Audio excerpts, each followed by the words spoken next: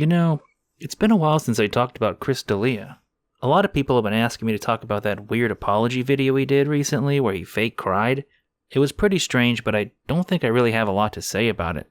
Maybe something else has happened. Let's see what Chris has been up to lately.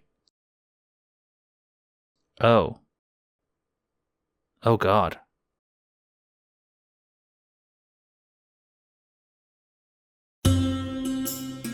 Do you guys remember back when the leaks about Chris D'Elia and Callan were first coming out and all of their defenders were like, these are just allegations. Where are the lawsuits? Where are the police reports?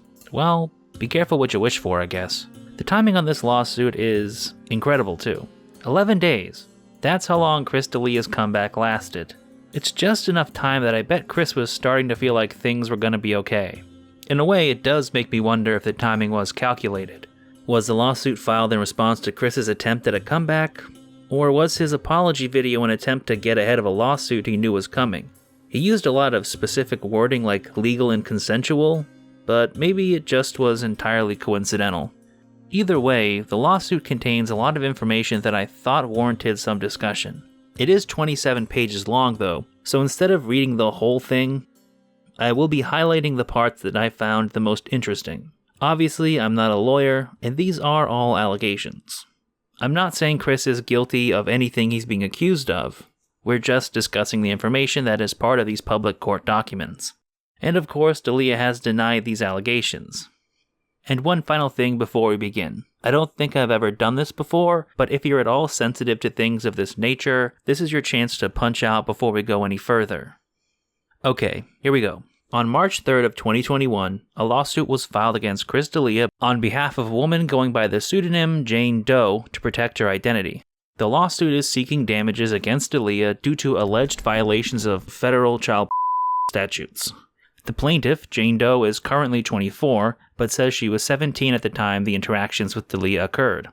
The suit claims that in 2014, Miss Doe was a 17-year-old high school student, and she, like many young women, communicated with defendant D'Elia over social media.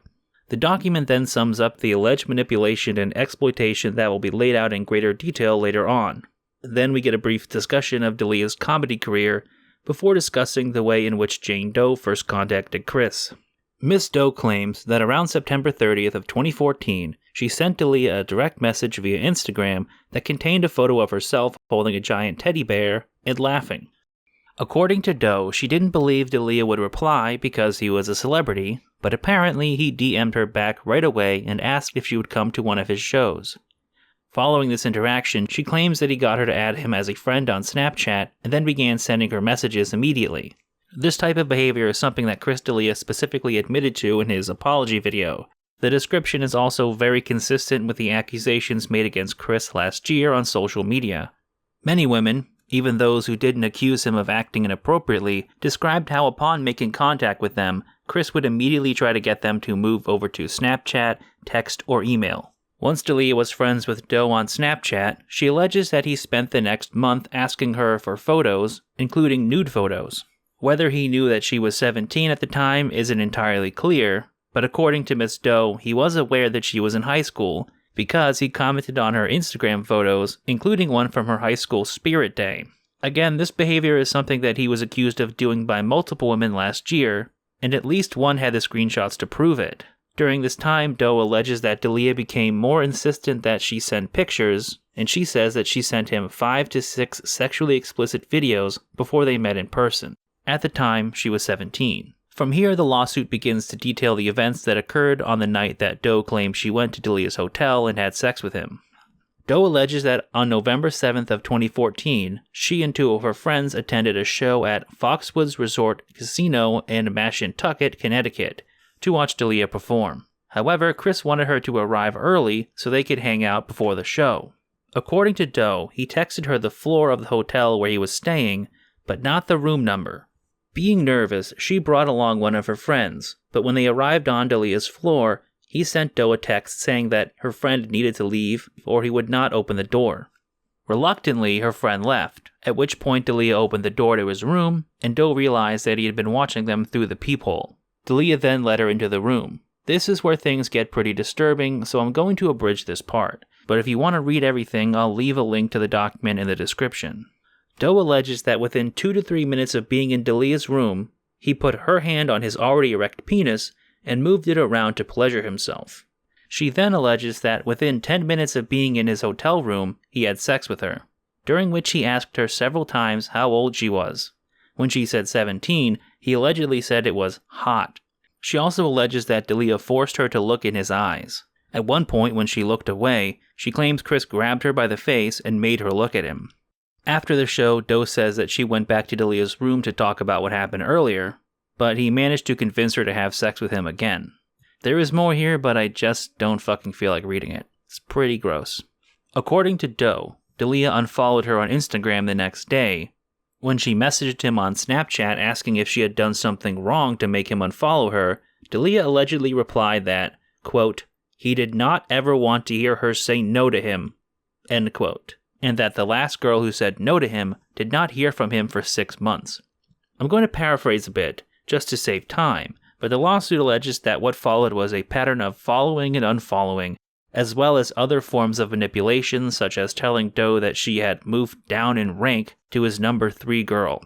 While this was going on, she also alleges that D'Elia made several demands of her, such as asking her to send him videos of herself having sex with boys her own age, and threatened to block her if she did not do what he told her.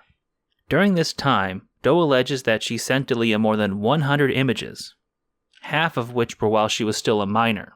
The lawsuit also alleges that D'Elia asked Doe to meet up with him and have sex with some of his friends.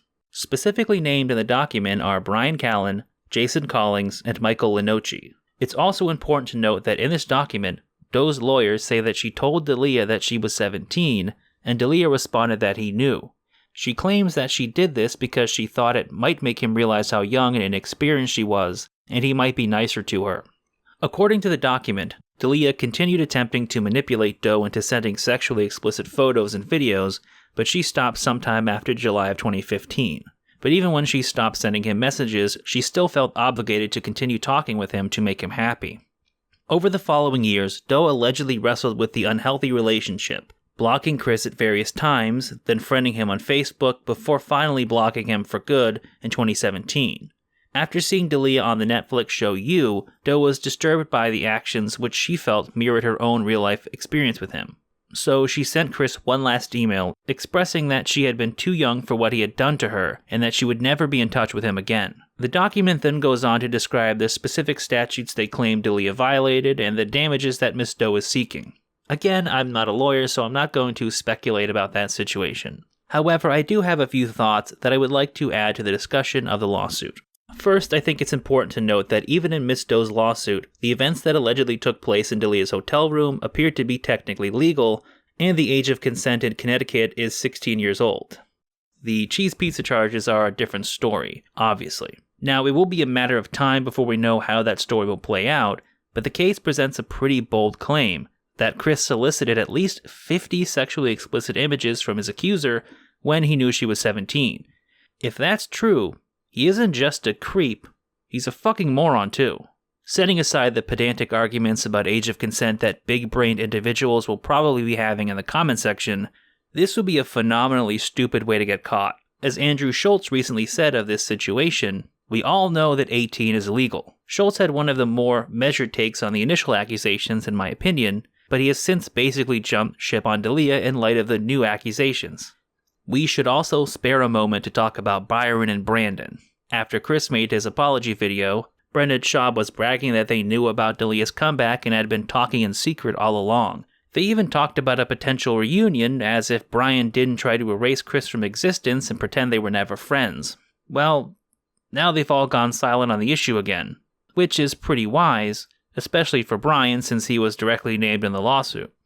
Now, if the lawsuit is a nothing burger and Chris is vindicated, I'm sure these two weasels will be the first ones back on the D'Elia train. Until then, he'll probably be a non-entity on The Fighter and the Kid, and Callan's book club podcast, or whatever the fuck he's doing now. It does bring me back to what I said at the end of my first D'Elia video last year. It was always the people closest to Chris who abandoned him first and hardest. And it really makes you wonder why. Anyway, I know I'm a little late to this topic, as usual, but I guess better late than never, and I haven't seen too many people actually talking about the lawsuit, so I figure it was worth spending a few moments going over some of the details that I found particularly interesting. I didn't go over every detail because it's long and fairly unpleasant, but if you have a strong constitution and you want to read the whole thing, check it out, I guess. It's a fucking read. As always, I want to thank you for watching the video, as well as liking, commenting, and subscribing. I also want to give a special thank you to my supporters on Patreon who help make these videos possible. Thank you.